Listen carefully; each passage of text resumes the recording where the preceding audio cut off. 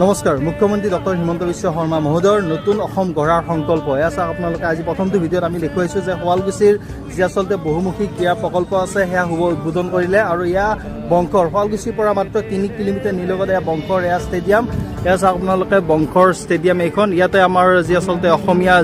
ছোৱালীসকল আমাৰ জীয়ৰীসকল ভণ্টি বাইদেউ সকলোৱে ইয়াতে খেলি আছে কি ধুনীয়াকৈ চাওক এয়া হৈছে নতুন অসম বিকশিত অসম আৰু এটা দিনত দুখনকৈ ষ্টেডিয়াম মুকলি কৰিলে শুৱালকুছিখন ইয়াতে আহি এয়া দাদা তাতে আছে আমাৰ মুখ্যমন্ত্ৰী মহোদয় তাত আছে চাওক আপোনালোকে সেই ভিৰৰ মাজত পাছে পাছে তেওঁলোকৰ অনুৰাগী গতিকে চাওক আপোনালোকে আমি যদি আমাৰ যিবিলাক উন্নয়নমূলক কাম হৈ আছে সেইবিলাক যদি আমি নেদেখুৱাওঁ তেনেহ'লে কোনে দেখুৱাব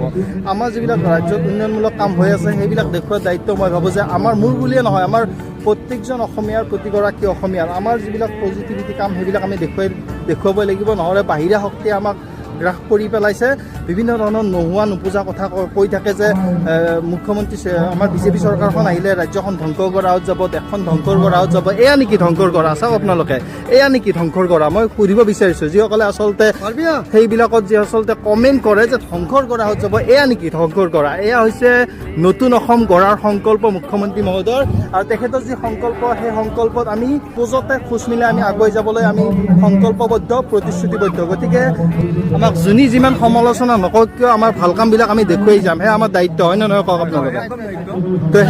সেইকাৰণে আপোনালোকে মুখ্যমন্ত্ৰী মহোদয়ৰ এই কামবিলাকক কেনেধৰণে চাইছে নিজৰ নিজৰ মতামত কমেণ্ট বক্সত আগবঢ়াব আমি লগ পাম পুনৰ নতুন এটা ভিডিঅ'ত ধন্যবাদ।